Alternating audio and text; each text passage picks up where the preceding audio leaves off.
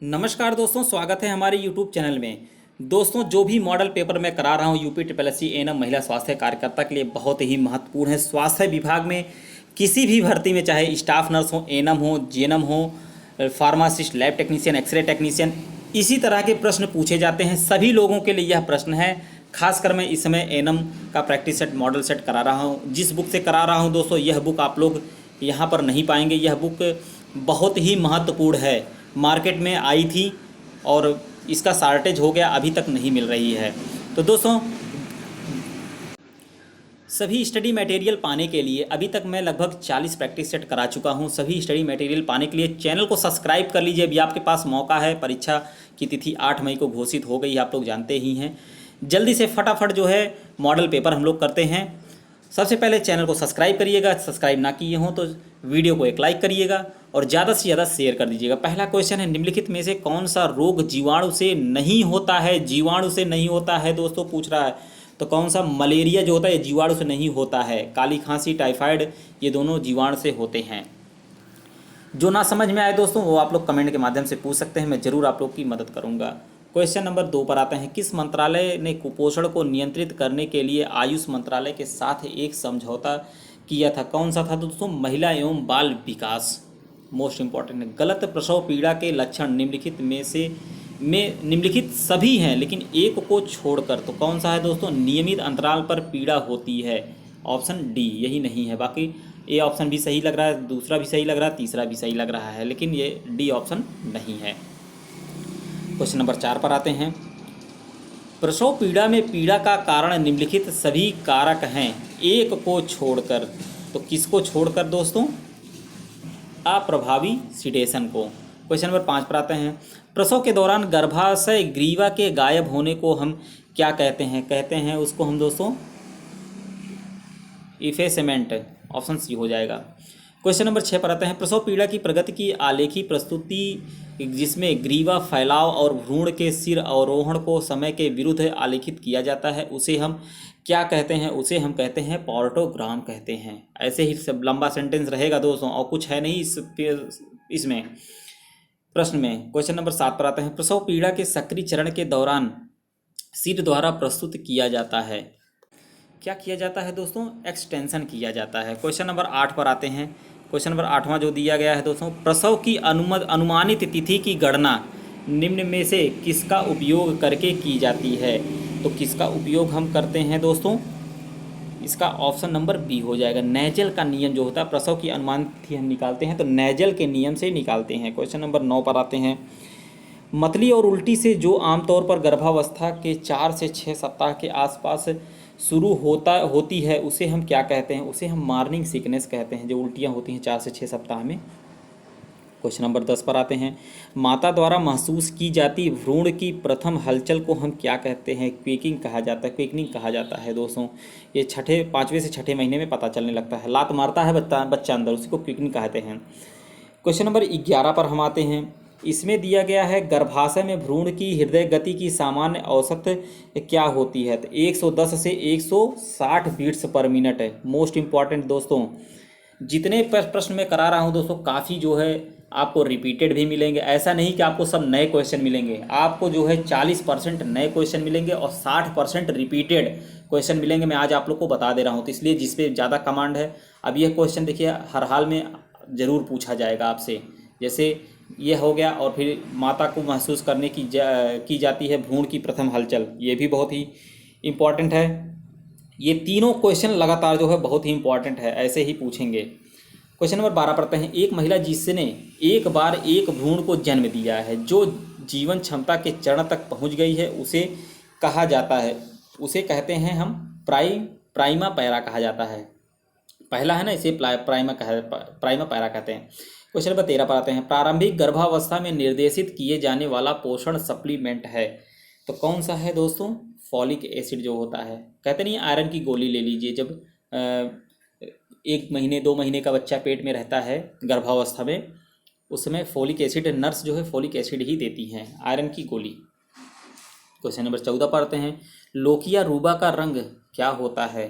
Question number 14 है दोस्तों, क्या होता है? लाल होता है। क्वेश्चन नंबर 15 पर आते हैं। प्रसव के बाद के कितने सप्ताह को प्रसवोत्तर काल कहा जाता है? तो 6 सप्ताह के बाद जो है प्रसवोत्तर काल हम कहते हैं। क्वेश्चन नंबर आपका 16 है, प्रसव के बाद 24 से 48 घंटे के दौरान स्तन से स्रावित होने वाले पतले सीरोद्रव को हम कहते हैं, मोस्ट इंपॉर्टेंट है दोस्तों, मोस्ट इंपॉर्टेंट को रट लीजिए, उसको हम कोलेस्ट्रम कहते हैं। माँ का पहला पीला दूध जिसको कहते हैं, ये दोस्तों अमृत के समान होता है। आप अक्सर आप लोग ऐड देखा करिए, टीवी में ऐड देखते हैं ना, कहते हैं कोलेस्ट्रम माँ का जो है पहला दूध जो होता है, यह बच्चे के लिए अमृत के समान है दोस्तों। अगर जो भी आप लोग को बता रहा हूँ, जब बच्चा पैदा होता है, अगर बच्चा कंटिन्यू अगर माँ का दूध पी रहा है तो वह उसके शरीर में, उसके अंग में इन्फेक्शन के बहुत कम चांसेस रहेंगे दोस्तों। अगर बच्चा ऊपर का दूध पी रहा है, जैसे गाय का दूध पी रहा है, तो ज़रूर संक्रमण का जो है चांसेस बढ़ जाता है। तो इसलिए कहा जाता है बच्चे को माँ का दूध दिया जाए। क्वेश्चन नंबर 17 पर आते हैं, स्तन्य स्राव के दमन के लिए निम्नलिखित में से किस दवा का उपयोग किया जा सकता है? तो किसका हम उपयोग करते हैं दोस्तों? कैबिरगोलिन टैबलेट आता है, कैबिरगोलिन टैबलेट आता है स्तन स्राव के लिए, जब दूध नहीं उतरता उसके लिए दिया जाता है कैबिरगोलिन। क्वेश्चन नंबर 18, खाट में माता के साथ बच्चे को रखने को कहा जाता है? ऐसे भी प्रश्न पूछे जाएंगे दोस्तों, आप लोग कहेंगे हम तो पढ़े ही नहीं, लेकिन आपको बता रहा हूँ। खाट में माता के साथ बच्चे को रखने को कहा जाता है कच्छ पालन। क्वेश्चन नंबर 19 पे आते हैं, मोस्ट इंपॉर्टेंट क्वेश्चन है, मेकोनियम अभिरंजित लीकर में एमनियोटिक द्रव का रंग कैसा होता है? थोड़ा हरे रंग सा, इसको ध्यान में रखिएगा दोस्तों। जो मेकोनियम होता है, जो पहली बार लैट्रिन करता है बच्चा। क्वेश्चन नंबर 20 पर आते हैं, प्रसव पीड़ा के तीसरे चरण के सक्रिय प्रबंधन के घटकों में सभी शामिल है एक को छोड़कर, तो कौन सा दोस्तों? कच्छ पालन को छोड़कर। क्वेश्चन नंबर 21 पर आते हैं, प्रसव पीड़ा के दौरान निम्नलिखित में से किस तरीके से ऑक्सीटोसिन इंजेक्शन को अंतःशिरा रूप से प्रशासित किया जाता है? तो किस तरह से करते हैं दोस्तों? इंट्रावीनस इन्फ्यूजन दिया जाता है। क्वेश्चन नंबर 22 पर आते हैं, यदि शिशु के प्रसव के 30 मिनट के भीतर नाल को प्रसूति नहीं किया जाता है तो उसे हम क्या कहते हैं? उसे हम कहते हैं रिटेंड प्लेसेंटा कहा जाता है। क्वेश्चन नंबर 23 पर आते हैं, यदि प्रसव के 30 मिनट के भीतर नाल को प्रस्तुत नहीं किया जाता है तो इसे निम्न में से किसके द्वारा हटाया जा सकता है? तो मैनुअल विधि के द्वारा हटा सकते हैं। क्वेश्चन नंबर 24 पर आते हैं, एप्सियोटॉमी को निम्न में से किसके दौरान किया जाना चाहिए? तो किसके दौरान करना चाहिए? प्रसव पीड़ा के दूसरे चरण में, एपिसिस्टोमी जिसको कहते हैं दोस्तों।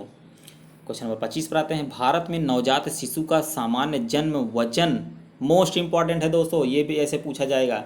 भारत में नवजात शिशु का सामान्य जन्म वजन होता है, तो क्या होता है दोस्तों? 2.5 से 3.5 किलो। दोस्तों वीडियो को शेयर कर दीजिए, बहुत कम संख्या है आप लोगों की। क्वेश्चन नंबर 26 पर आते हैं, एमनियोटिक को पोंछने से और शिशु को शुष्क करने से नवजात में से हीट लॉस रोका जाता है, क्योंकि पहले आधे घंटे में हीट लॉस काफ़ी हद तक एमनियोटिक द्रव के कारण होता है। तो दोस्तों वह होता है वाष्पीकरण के कारण। नवजात शिशु की प्रसूति होती है और इसमें स्राव दिखाई देता है। इसमें किस सक्शन की विधि का अनुसरण किया जाता है? तो किसका? पहले मुंह उसके बाद में नाक, इस तरह से सक्शन करते हैं जब बच्चा पैदा होता है। जन्म के समय मौजूद नवजात शिशु की त्वचा पर सफ़ेद चीजी पदार्थ को क्या कहा जाता है? ऐसे ही प्रश्न आएंगे दोस्तों, तो क्या कहते हैं दोस्तों? वर्निक्स केसोसा, वर्निक्स केसोसा हम कहते हैं। जन्म के समय दिया जाने वाला टीका है, कौन सा है दोस्तों? BCG का टीका है, OPV का है और हेपेटाइटिस B, इतनी टीका जो है दिया जाता है जन्म के समय। क्वेश्चन नंबर 30 पर आते हैं, निम्नलिखित लक्षणों द्वारा स्तनपान की पर्याप्तता का आकलन किया जा सकता है एक को छोड़कर। 3 दिन में जन्म के समय के वजन को पार करना, इसको छोड़कर।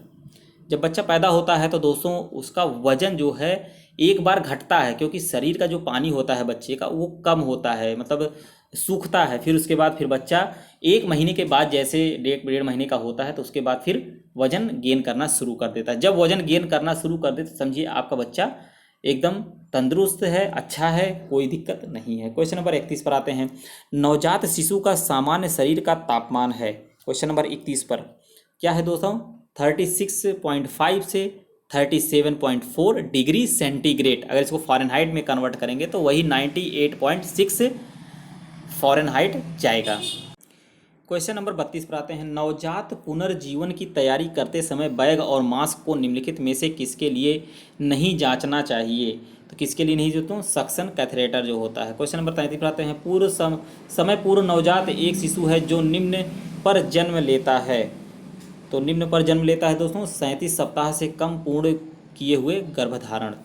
क्वेश्चन नंबर 34 पर आते हैं। नवजात शिशु में जन्म के समय एक या दोनों वृषण में उत्पत्ति की विफलता को क्या कहा जाता है? तो उसको हम कहते हैं क्रिप्टोटोरिजिडम कहते हैं।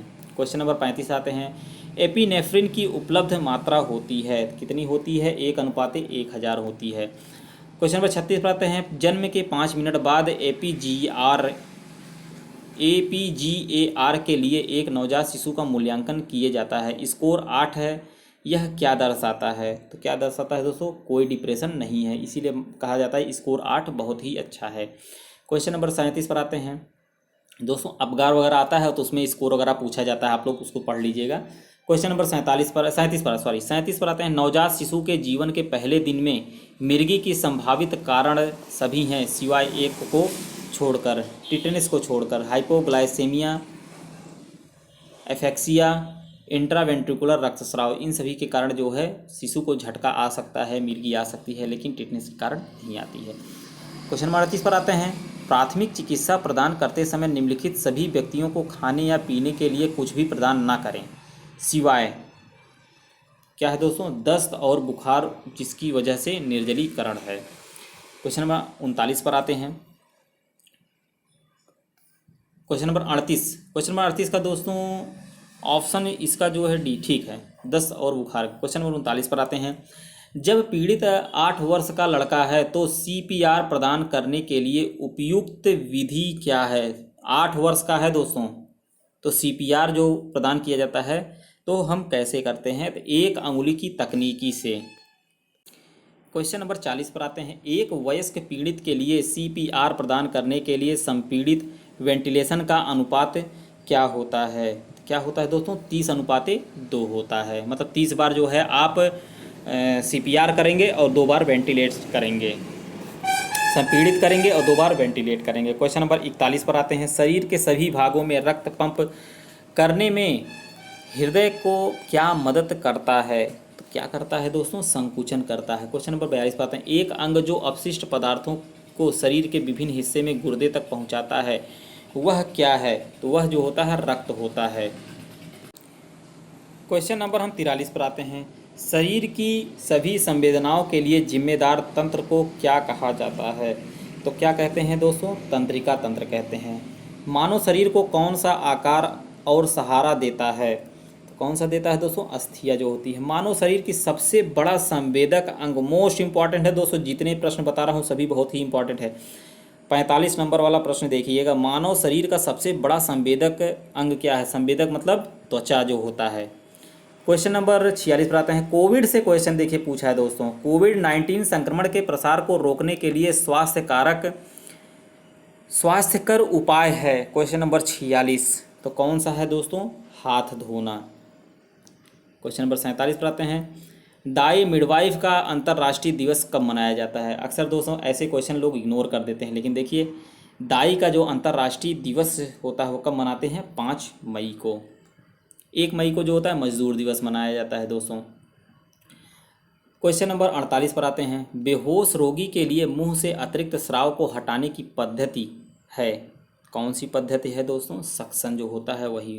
क्वेश्चन नंबर 49 पर आते हैं। दोस्तों वीडियो को शेयर करिएगा, एक लाइक ज़रूर करिएगा। स्टडी मटेरियल पाने के लिए अभी मौका है आपके पास, चैनल को सब्सक्राइब कर लीजिए।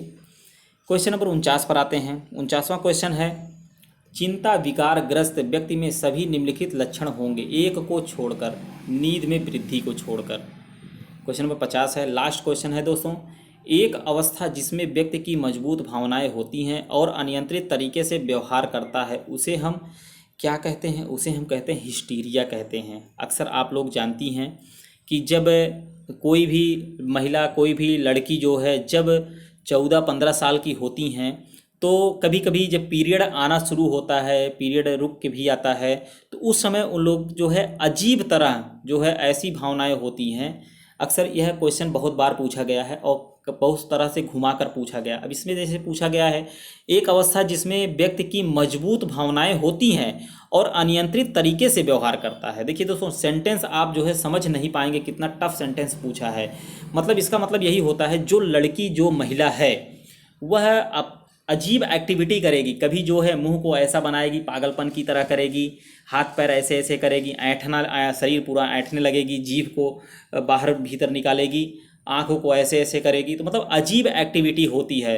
तो वह एक्टिविटी किस में होती है? 14 से 16 साल की लड़कियां जो होती हैं, 18 साल तक की लड़कियां जो होती हैं, उनमें यह ज़्यादा करके 90% देखा गया है।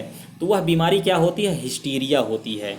दोस्तों मिलते हैं नेक्स्ट वीडियो में। वीडियो को शेयर करिएगा, चैनल पर नए तो सब्सक्राइब जरूर कर लें और एक लाइक करिएगा। धन्यवाद।